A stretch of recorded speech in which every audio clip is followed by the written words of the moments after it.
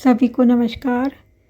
सबसे पहले तो मैं उन अपने दोस्तों को धन्यवाद देना चाहूँगी जो मेरी वीडियो देखते हैं और मुझे साथ देकर 800 सब्सक्राइबर तक पहुंचा दिए हैं। और मैं अपना चेहरा ज़्यादातर नहीं दिखाती हूँ क्योंकि मैं बहुत व्यस्त रहती हूँ।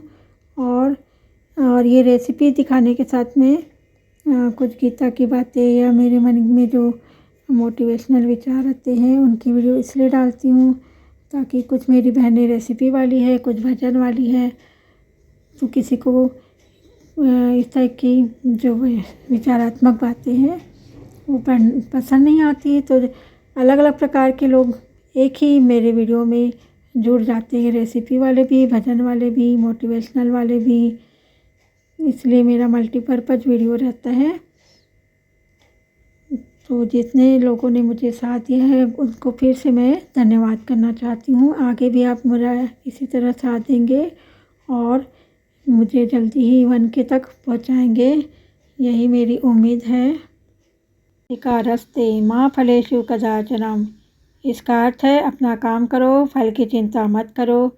क्या इतना ही है इसका अर्थ? नहीं, अपना काम करे, फल की चिंता मत करे। यह बार अपने ये जो बात है बार बार अपने आसपास के लोगों से सुनी होगी। उनसे यदि पूछे कि ऐसा किसने कहा है तो उनका जवाब होगा, अरे गीता में श्री कृष्ण ने बताया है। अद्भुत बात यह है कि गीता पढ़े बिना हम सबको पता है कि गीता में श्री कृष्ण ने क्या क्या कहा है। तो ये बात कहाँ से आ रही है? इसी श्लोक से, अभी जो मैंने कहा कि कर्म करने में ही तेरा अधिकार है, फलों में नहीं। तो लोगों ने इस श्लोक का अर्थ लगाया कि फल की परवाह किए बिना बस कर्म करते चलो। पर कौन सा कर्म करें, इस बात को हम बिल्कुल दबा गए, जबकि श्री कृष्ण के उपदेश में यही बात, मतलब सही कर्म का चयन सर्वोपरि है। इसका नतीजा यह निकला कि हम ज़्यादातर गलत काम चुनते हैं और फिर कहते हैं बस अपना काम करो, चलो डूबकर, और फल की चिंता मत करो। ये बात गलत और नुकसानदेह है। सबसे पहले यही आता है सही कर्म का चयन। सही कर्म कौन सा है? सही कर्म वो है जो अपनी व्यक्तिगत कामना की पूर्ति के लिए ना किया जाए बल्कि कृष्ण यानी कि सत्य के लिए किया जाए, यही निष्कामता है। पर अपनी कामना को पीछे छोड़ना हमें स्वीकार नहीं होता, तो काम तो हम करते हैं कामना पूर्ति के लिए, और फिर ऐसे काम में जब तनाव और दुख मिलता है तो खुद को बहलाने के लिए कह देते हैं कर्म करो, फल की चिंता छोड़ो। तो खेद है कि गीता के सबसे मूलभूत सूत्र का ही सबसे अधिक दुरुपयोग किया गया है। आम जनता तो भ्रमित रही है, तथाकथित गुरुओं ने भी अक्सर सूत्रों की अनुचित विवेचना की है। नतीजा यह है कि आज कुछ लोग गीता का जो असल अर्थ है असत अर्थ करते हैं और बाकी लोगों को गीता में कोई रुचि नहीं है। गीता कोई सुनी सुनाई कहावत नहीं है, गीता जीवन का विज्ञान है। गीता हमारी कल्पना से आगे की बात है।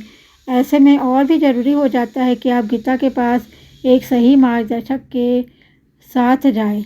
गीता का सिर्फ घर में स्थान देने से बात नहीं बनेगी, गीता को जीवन में स्थान देना होगा। गीता का एक श्लोक है, सत्ता कर्मण विद्यसेयथ कुर्वन्ति भारत कुर्यातिद्यत् सत्यस्थ शक्ति स्थिति पुरुषों संग्रहम। हे अर्जुन, कर्म में आसक्त होकर अज्ञानी लोग जिस तीव्रता से कर्म करते हैं, ज्ञानी को अनासक्त रहकर जगत के कल्याण हेतु उसी तीव्रता के साथ कर्म करना चाहिए। कृष्ण से आ रही है तो गीता को समझना पड़ेगा, यानी कि ये जो बात है वो कृष्ण से आ रही है तो हमें गीता को समझना पड़ेगा, और गीता को समझना है तो कृष्ण जैसा होना पड़ेगा। तो गीता आपको कृष्ण बना देती है, नहीं तो समझ ही नहीं पाएंगे।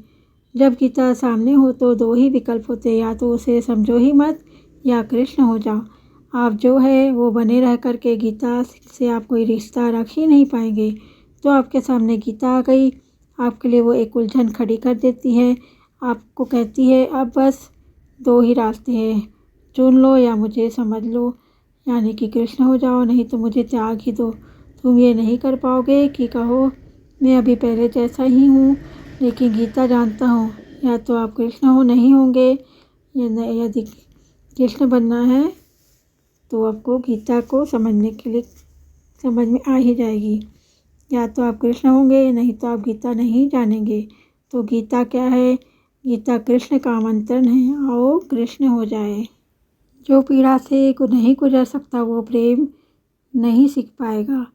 आपको चुनाव करने हैं। एक तरफ बैठा हुआ है कुछ ऐसा जिसमें आपकी कामना जुड़ी हुई है, और दूसरी तरफ कुछ ऐसा है जिससे आपको कामना नहीं है, बस कर्तव्य है, धर्म है। तो कृष्ण क्या बता रहे हैं? किधर को जाओ? कर्तव्य की ओर। यही निष्कामता है। वो करो जो ज़रूरी है। ये मत देखो कि उससे मिलेगा क्या। कामना की पहचान ही होती है कि वो सब कुछ करने को तैयार हो जाती है जिससे सुख मिलता है। साधारण कामना में परिणाम पहले आता है। आप देखते हो कि मुझे क्या चाहिए, मुझे सुख चाहिए। अब सुख पाने के लिए जो ज़रूरी लग रहा है वो मैं करूँगा। ये साधारण कामना की प्रक्रिया है। निष्कामना में क्या होता है कि निष्कामता में कोई पूछता ही नहीं कि आगे क्या मिलेगा, क्या नहीं होगा।